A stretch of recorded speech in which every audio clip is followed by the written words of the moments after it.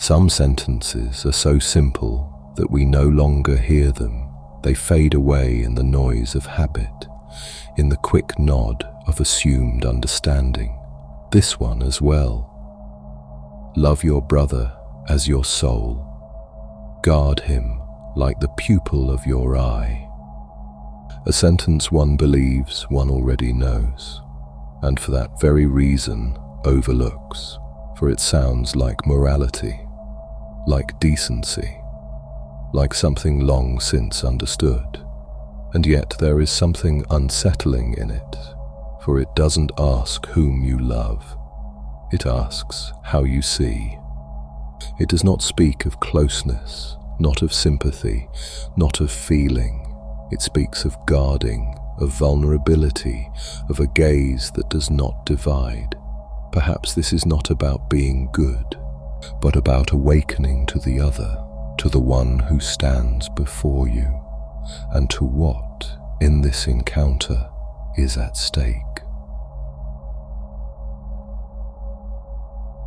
We see many people every day, faces, movements, voices, and yet we hardly see anyone truly. For seeing does not mean to merely notice someone.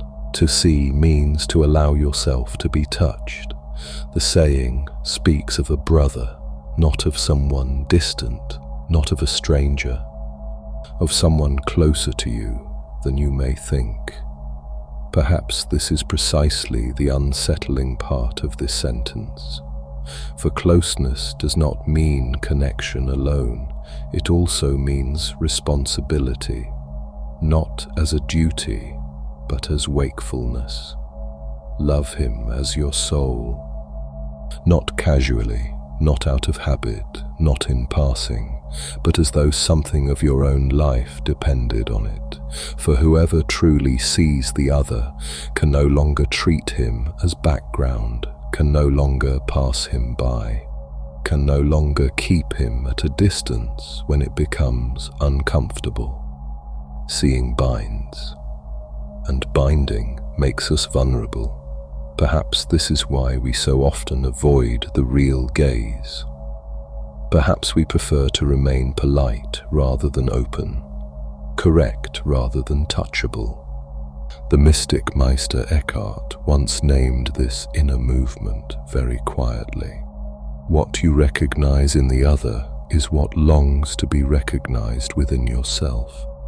Perhaps love does not begin with an action, not with the right behavior, but with a gaze that does not turn away, with the willingness to let the other truly enter into your seeing. The saying speaks of a brother, but perhaps it means more than a single person. Perhaps it speaks of the other as a mirror, not because the other resembles you, but because he shows you what you yourself do not wish to see. In the gaze of the other, things become visible. Impatience, defense, closeness, fear. Some people make you feel calm, others make you restless. Some open something within you, others close you off, and often we believe that it is because of them.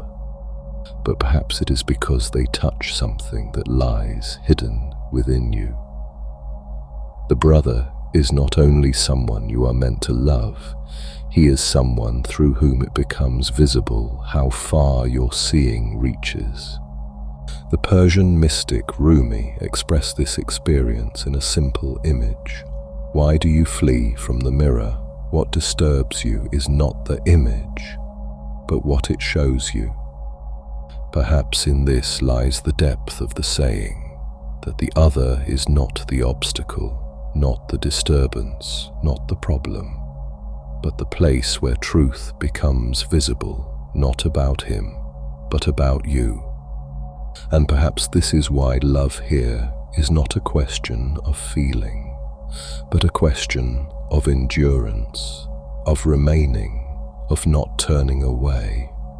For whoever avoids the mirror does not lose the other, he loses the possibility of recognizing himself. as your soul. This sentence speaks quietly, and precisely in that lies its radical nature. For the soul is not a possession, not something one can hold, not something one can secure. It is that which is vulnerable, that which withdraws when we become rough, that which closes itself when we try to use it. To love the other as your own soul does not mean to hold on to him. It means not to use him, not to shape him, not to reduce him to an image that suits you. Just as you lose your soul when you betray it, you also lose the other when you do not allow him to be. The mystic Angelus Silesius expressed this attitude in a single sentence. A human being does justice to another only when he allows him to be. Perhaps here lies the quiet ethic of this saying. Not to force closeness, not to flee distance, but to preserve dignity, your own and that of the other. For whoever learns to honor the other in this way learns at the same time not to betray his own soul. The saying does not choose an abstract word. It chooses an image, the pupil of the eye, not the eye as a whole, but that which makes seeing possible at all, something small, sensitive, irreplaceable, something we protect instinctively, without thinking, without reasoning. No one has to learn to guard the pupil of the eye. The body knows. Perhaps the saying is expressing something simple and yet profound, that the other is not protected by rules, not by resolutions, not by morality, but by attention, by a way of seeing that does not become rough, not indifferent, not careless. The Christian mystic Gregory of Nyssa spoke of this inner posture without ever forcing it. Only the one who learns to see attentively becomes capable of preserving the sacred. Perhaps this is the heart of the image, that love does not first act, it first guards, not loudly, not visibly, but in such a way that seeing remains possible. Perhaps this is the heart of the image, that love does not first act, it first guards, not loudly, not visibly, but in such a way that seeing remains possible.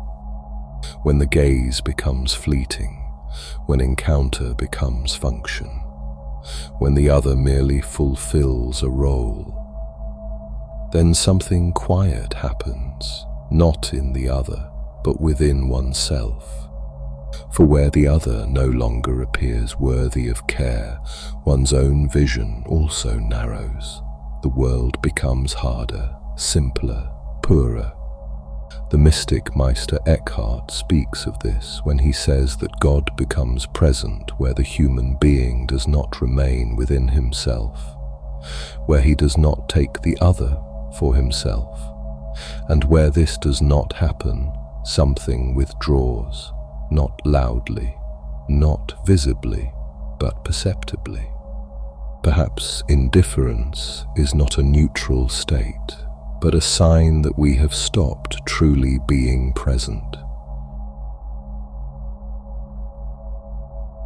Love your brother as your soul.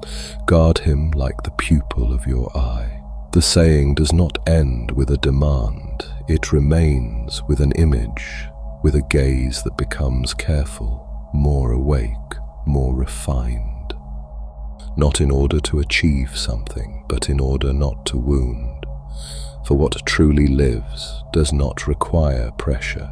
It requires space, not to hold the other, not to shape him, not to possess him, but to guard him within your seeing, so that life does not break.